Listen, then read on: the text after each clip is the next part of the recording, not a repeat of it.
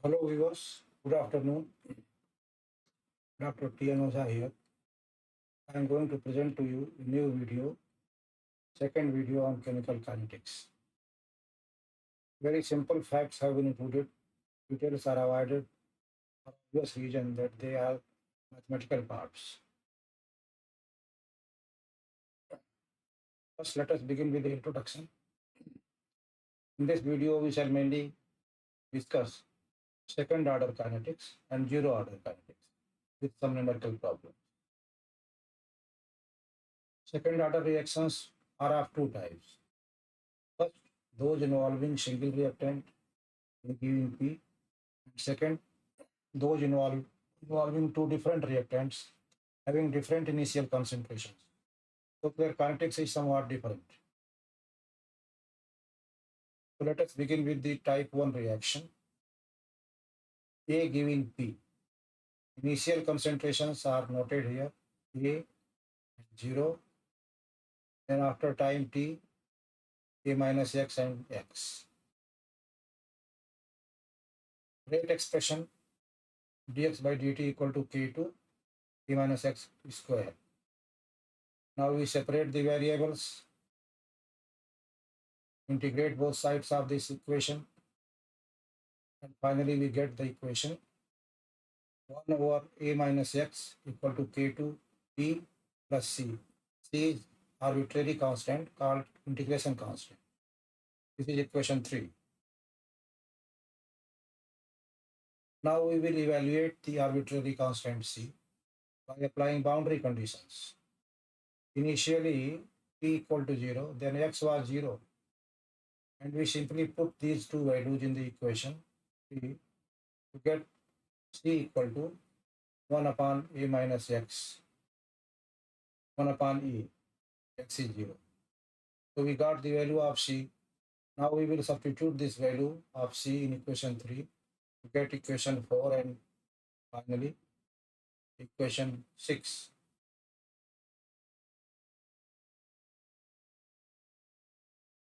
Equation 6, the final equation reads K2 equal to X over A into T multiplied by A minus X. X is the product concentration, A is initial concentration of reactant, T is time factor, K2 is rate constant. Equation 6 is the integrated rate equation for second order reaction.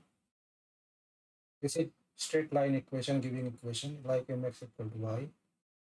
If we plot x against x, if we plot t against x upon a minus x, then we get a slope equal to k2. Thus, k2 can be evaluated graphically. Note that initial concentrations of these reactants can also be written a equal to c0 or a0, x equal to a0 minus at, a minus x equal to ct or at. Therefore, we can also write another form of the same equation, a2 equal to a0 minus at over t a0 at. This is just equivalent to the earlier equation. Graphical display. As I said earlier, t against x upon a into a minus x gives a straight line of K2. Unit of K2 is liter per mole per second. Now we pass on to type second reaction involving two different reactants having different initial concentrations. A plus B giving P. Concentrations at time t equal to 0 are A equal to A, B equal to B, P equal to 0. After time t, A minus x, B minus x and x. Rate law dx over dt equal to K2 A minus x into B minus x. By rearranging the variable, separating the variables, it can be written as dx upon A minus x, B minus x equal to K2 dt. Now we apply fraction method for achieving integration. 1 over A minus x, B minus x can be written as A over ax, A minus x plus B over B minus x. Here A and B both are arbitrary constants. We will later evaluate these constants. Now we have evaluated these arbitrary constants. A equal to minus A over A minus B equal to A over A minus B. Now we put these values of A and B to get A over A minus x plus B over B minus x dx equal to dt.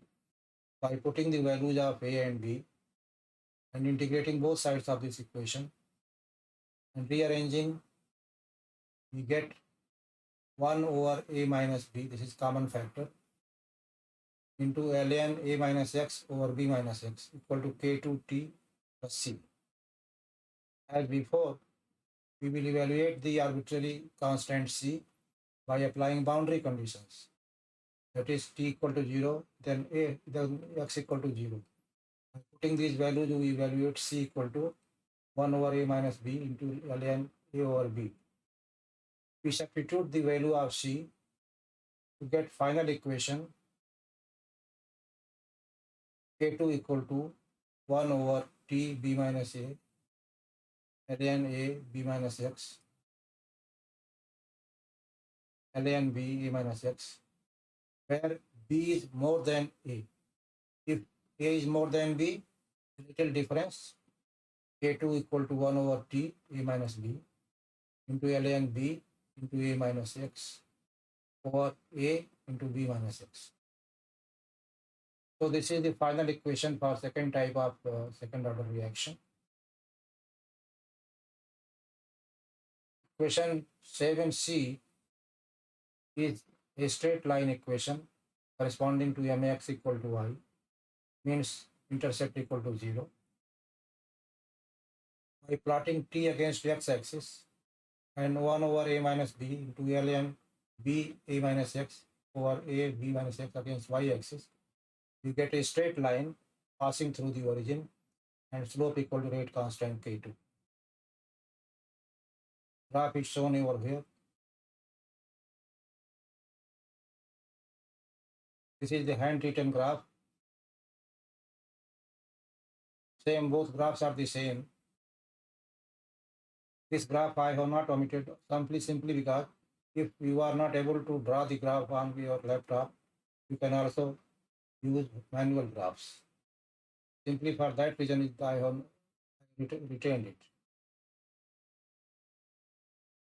Problem 1. For the hypothetical reaction A plus 3B giving P, derive rate expression assuming second order kinetics. This derivation is almost the same as we did earlier for the problem A plus B giving P.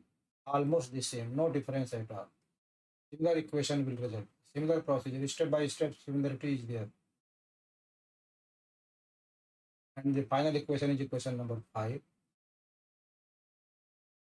Half-life period of second order equation.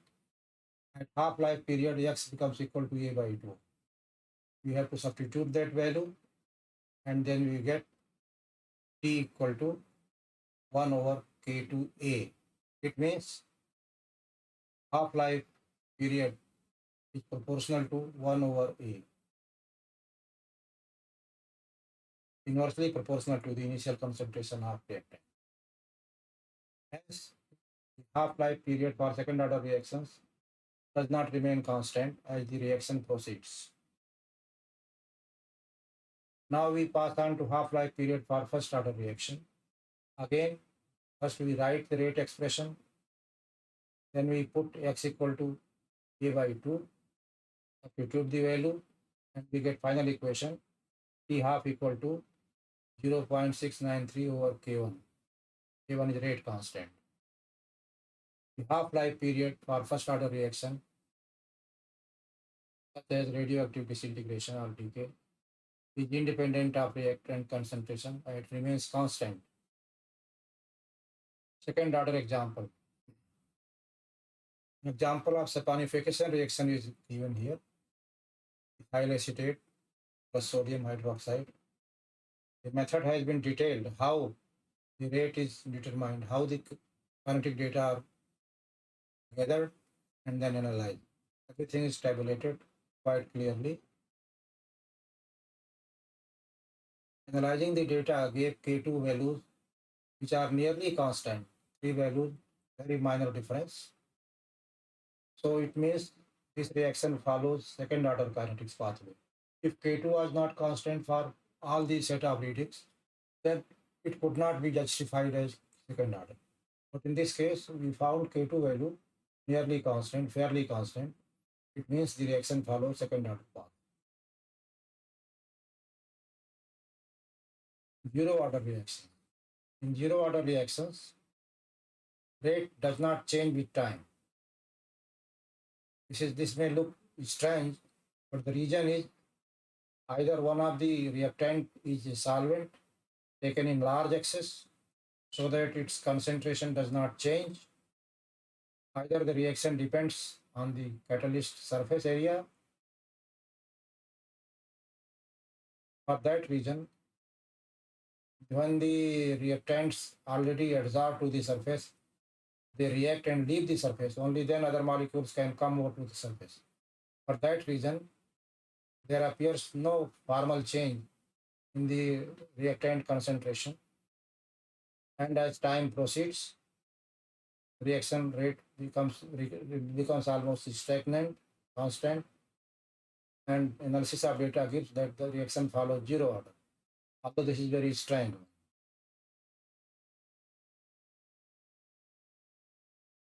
Here the mechanism has been detailed why this ethyl acetate hydrolysis is pseudo first order instead of being second order. Similarly, why some reactions are zero order instead of being first order. So zero order reactions are sometimes called pseudo zero order reactions. An example is included decomposition of N2O gas into N2 gas and O2 gas. It follows zero order kinetics.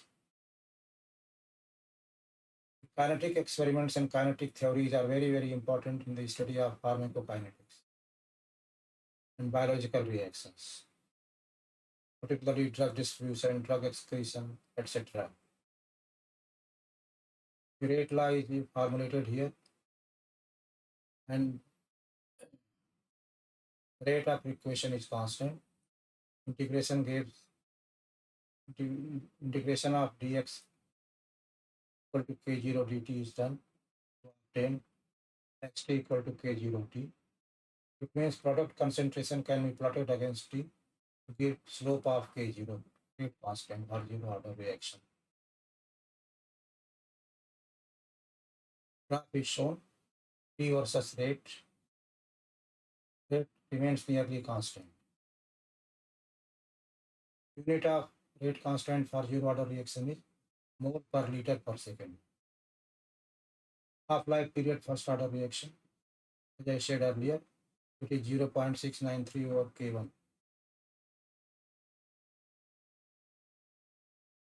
Now a numerical problem has been included. For radioactive disintegration of a material, the rate constant is 0.00154 per second. Now we have to calculate T half and T4 by 5 and K1 per minute. By putting the values x equal to a over 2, we can calculate half-life period T half as 0.693 over K1. K1 is given.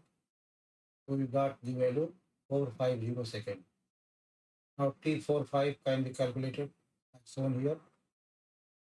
T45 means 4/5 of the reactant has been consumed. So remains 1/5. Just put the data, very simple arithmetic.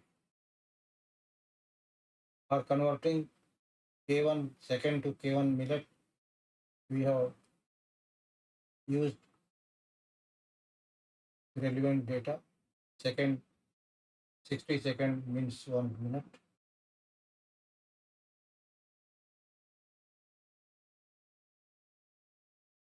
Question number 2, T half of reaction is halved as the initial concentration of the reactant is doubled. What is the order? We have to find order by analyzing the reaction data. And when we analyzed, we found order is equal to 2. It means it belongs to second order category. Now, we have also tried if what happens if order is if half-life is doubled by doubling the reactant concentration.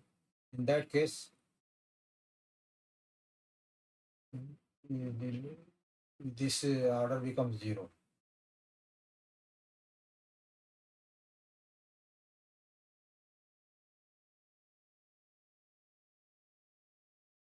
Uh, Another question number 3 reads, rate constant for a second order reaction is 0.0333 unit.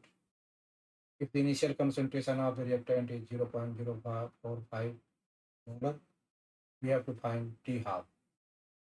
Simply put the data. T half equal to 1 upon K2A. K2 is given, K is given. So we just put the values and get T half at 667 seconds. Question number 4. A tricky question, very interesting question. We have to calculate the number of alpha particles being emitted per second from 3 gram of pure thorium oxide, given the molecular weight of compound is 264 and T half of thorium is 1.39 into 10 to the power 10 years. So first we calculate T half. T half is given, we put the value, then we found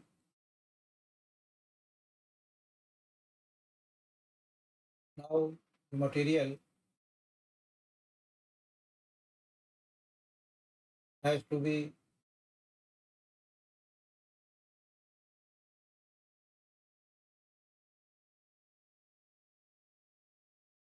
converted into moles, and then the number of atoms per mole we know equal to Avogadro number or 3 grams. We found number of atoms equal to 6.8 into 10 to the power 21. Now we have to find rate of disintegration. From that, number of alpha particles being emitted can be calculated. It comes out to be 10,740. Question 5. We have to carry out integration for third order reaction. Again, very simple integration, nothing more complicated. And the final equation we got is K3 equal to half T into X 2A minus X over A square A minus X whole square. Unit of third order reaction constant is liter square mole inverse square per second. So thank you very much. If you make 2-3 readings, things can be easily grasped. I wish you success in life and a strong mindset. Thank you very much once again.